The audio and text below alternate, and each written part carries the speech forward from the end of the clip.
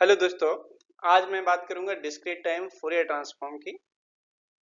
बहुत ही सिंपल शब्दों में, बहुत ही आसान शब्दों में डिस्क्रीट टाइम फूरियर ट्रांसफॉर्म हम लोग पढ़ेंगे।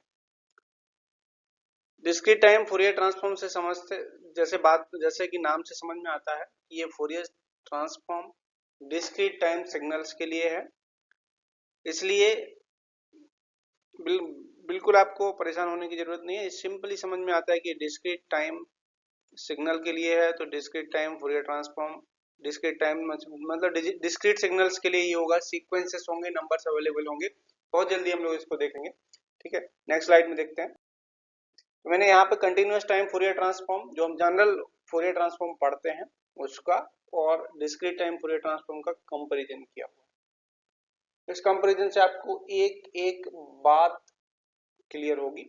सबसे पहले देखते हैं जो कंटिन्यूअस टाइम फूरियर ट्रांसफॉर्म है, जिसको हम नॉर्मल फूरियर ट्रांसफॉर्म कहते हैं, ये ए पीरियोडिक सिग्नल्स के लिए डिफाइंड है। इसका डेफिनेशन ए पीरियोडिक के लिए ही है, लेकिन पीरियोडिक का भी होता है, वो अलग बात है, बट इसका बाय डेफिनेशन ये ए पीरियोडिक के लिए डिफाइंड है। तो वैसे ही ये डिस्क्रीट सीक्वेंसेस के लिए डिफाइंड है। इसका इक्वेशन होता है, फूरियर ट्रांसफॉर्म का इक्वेशन होता है x of j omega equal to minus infinite to infinite x t e to the power minus ji omega t d t. वैसे ही डिस्क्रीट टाइम फूरियर ट्रांसफॉर्म होता है, क्योंकि ये सीक्वेंसेस हैं, तो यहाँ पे समेशन लग जाएगा n equal to minus infinite to infinite x n e to the power minus ji omega n. Simple है, सिंपल है। एक्स टी की जगह पे एक्स एन आएगा क्योंकि सीक्वेंस है। E to the power minus ji omega t था तो e to the power minus ji omega n हो गया। सिंपल है। इंटीग्रेशन था तो वहां पे समेशन हो गया। लिमिट माइनस इनफाइनाइट से इनफाइनाइट थी तो लिमिट माइनस इनफाइनाइट से इनफाइनाइट यहाँ पर भी इक्वल है। इनवर्स फूरियर ट्रांसफॉर्म का इक्वेशन होता है x of t equal to 1/2 pi minus infinite to infinite x of j omega e to the power, यहाँ देखिए प्लस होता है, ध्यान रखना। ठीक है, नॉर्मल यहाँ पे एक्स ऑफ जी ओमेगा जब निकालते हैं तब माइनस लेते हैं और नीचे प्लस लेते हैं, ध्यान रखना बस, और कुछ नहीं कहना। ठीक है, तो इसको यूज करते हैं। और वैसे ही जब इनवर्स फूरियर ट्रांसफॉर्म आप डीटीएफटी में निकालोगे तो 1/2 pi minus pi to pi x of e to the power ji omega, ये जो मिला है e to the power ji omega, ये भी उसमें e to the power plus g omega, plus ध्यान रखना, plus j omega n multiply होगा।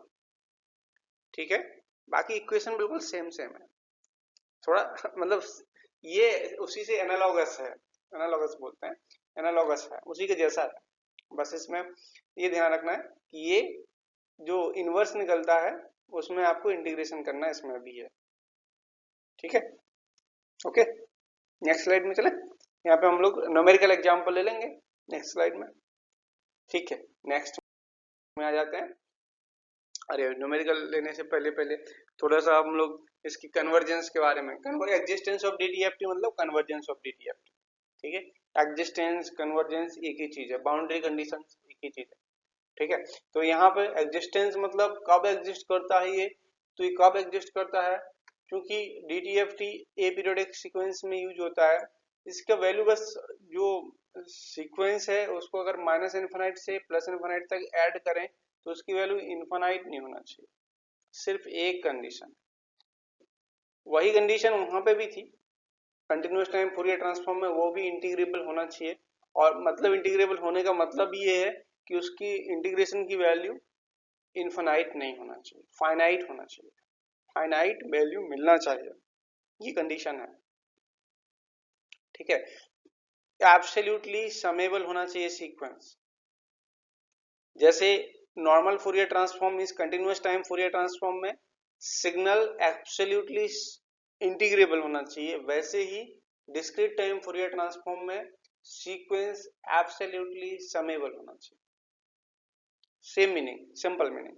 ठीक है, अब ये कब एब्सोल्युटली समेबल नहीं होता है, चेक करने का बहुत ही सिंपल शॉर्टकट मेथड है। उसकी मिनिमम वैल्यू देख लो और मैक्सिमम वैल्यू देख लो। मिनिमम वैल्यू इनफाइनाइट नहीं है, ठीक है, मिनिमम वैल्यू इनफाइनाइट नहीं है तो समझ लो ओके है काम वो अलाउड है। और मैक्सिमम वैल्यू इनफाइनाइट नहीं है तो ये अलाउड है। मतलब मिनिमम मैक्सिमम में से कोई भी इनफाइनाइट नहीं होना चाहिए, सिग्नल बाउंडेड होना चाहिए। सीक्वेंस, सॉरी अभी सीक्वेंसेस की बात कर रहे हैं, तो सीक्वेंस हमारी बाउंडेड होना चाहिए, बस इतना ही आपको देखना है। ठीक है, ओके, समझ गए? बस इतना समझ में आ गया तो डीटीएफटी में और कोई कंडीशन नहीं। अगला देख लेते हैं। Find out the DTFT of the following sequences. पहला सीक्वेंस दिया है, उसमें 0 पॉइंट मेंशन नहीं किया, यहाँ पर देखो कहीं भी एरो नहीं दिख रहा है चारों में से, इसका मतलब 0 पॉइंट मेंशन नहीं किया। ये बात आप जानते हो, पहले से जानते हो कि 0 अपने आप पहले नंबर पर होता है, तो यहाँ पहले नंबर 1 पे 0 होगा। एरो लगाए चाहे ना लगाए, लगा दोगे तो भी ठीक, नहीं लगाओगे तो भी ठीक। ठीक है, अब हर लोकेशन के according e to the power minus ji omega t से जी ओमेगा एन से मल्टीप्लाई होगा। ठीक है, एन इक्वल टू 0 है, यहाँ पे 0 लोकेशन है, तो e to the power minus ji omega 0 होगा, एन होता है ना, एन इक्वल टू 0 होगा, तो ये 1 आ गया, 1 into e to the power 0 plus 2 into e to the power minus ji omega into 1, क्योंकि एन इक्वल टू 1 हो गया, plus 3 into e to the power minus ji omega into 2, क्योंकि ये लोकेशन 2 है, फिर इसकी लोकेशन 3 है। जैसे लोकेशंस कैसे होती हैं, ये होता है 0, ये होता है 1, ये होता है 2, ये होता है 3। ठीक है, लोकेशंस इस तरीके से 0 से स्टार्ट होते हैं, 0 1 2 3। ठीक है, तो यहाँ पे 3 आ गया, सिंपल है। ये फोरियर ये आपका डिस्क्रीट टाइम फोरियर ट्रांसफॉर्म आ गया, बिल्कुल डायरेक्ट आता है, बिल्कुल डायरेक्ट आता है। ठीक है, ये बहुत ही सिंपल ट्रांसफॉर्म है। यहाँ पे 0 लोकेशन चेंज हो गया है, यहाँ की लोकेशन माइनस में है, -1 है, तो यहाँ पे e to the power minus minus plus हो गया, e to the power plus 0 में हो गया, 1 का मल्टीप्लाई था, यहाँ पे 1 है। ठीक है, यहाँ पे माइनस माइनस प्लस हो गया है, फिर 2 के साथ e टू द पावर 0 है तो 2 आ गया, प्लस 3 के साथ e to the power minus ji omega होगा, फिर 4 के साथ क्या होगा, e to the power minus 2 j omega होगा। ठीक है, अगर और भी कुछ होता उसमें -3 जे ओमेगा होता, ऐसे सीक्वेंस, सिंपल सिंपल सी बात है। अगला वाला थोड़ा अजीब सा है, ये 0.5 to the power n into u n है। ठीक है, इसका आपको समेशन निकालना पड़ेगा। ठीक है, एक सीक्वेंस है, समेशन निकलेगा, समेशन इसका होता है 1/1 minus a e to the 1/1 minus a. ठीक है, तो 1/1 माइनस ए हो गया, साथ में e to the power minus ji omega आएगा। वैसे ही अगला वाला भी है, अगला वाला जो है इसमें कुछ और लिखा है कि इसमें हम लोग फोरियर ट्रांसफॉर्म निकाल ही नहीं सकते, क्योंकि ये 2 टू द पावर n है, जब n इक्वल टू इन्फानाइट होगा तब इसकी वैल्यू इन्फानाइट हो जाएगी। आप बोलोगे सर पहले वाला भी तो था ऐसे ही, पहले वाला ऐसे ही नहीं है, वहाँ 0.5 है।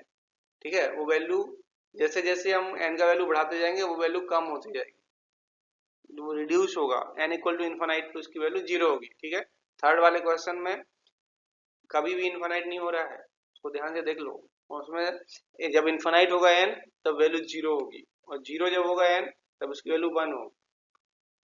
दिख रहा है ना, फोर्थ वाले में इन्फानाइट पे इन्फानाइट हो रहा है, तो जब उसका सम करोगे तो सीक्वेंस का सम करोगे तो वो उसमें इन्फानाइट आ जाएगा, तो ये जो है इसका फोरियर डीटीएफटी निकलेगा नहीं।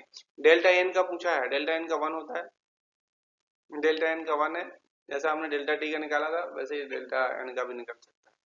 ठीक है, यूएन है तो यूएन का 1/1 minus e to the power ji omega आएगा,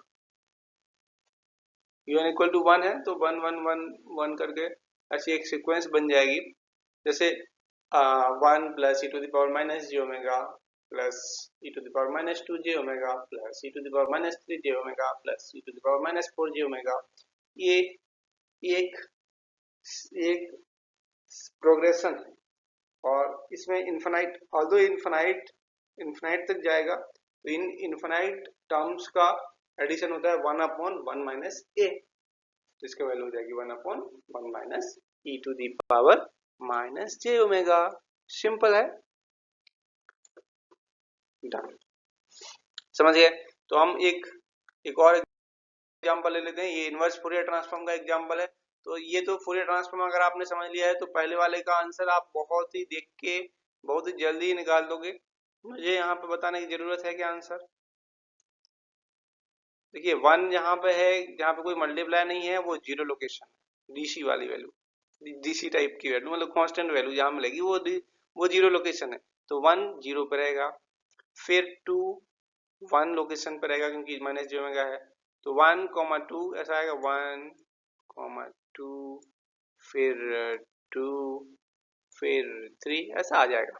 ठीक है, ये आप निकालोगे, इसको भी आप निकाल सकते हो, इसको भी आप निकाल सकते हो। इसका सॉल्यूशन मैं नहीं बता रहा हूँ, आप समझ रहे हो। cos ओमेगा को कुछ लिखना पड़ेगा, उसको भी एक्सपोनेंशियल में ले जाना पड़ेगा, और जब एक्सपोनेंशियल में लिख लोगे तो अपने आप ही आपको आंसर दिखने लगेगा। ठीक है, इनवर्स करने के लिए समझ गए हो। ये वाला थोड़ा अलग अजीब सा दिख रहा है, थर्ड वाला क्वेश्चन, इसमें 1 वैल्यू है -π/4 से 3π/4 तक, अदरवाइज जीरो है। ठीक है, तो -π/4 से 3π/4 तक 1 है।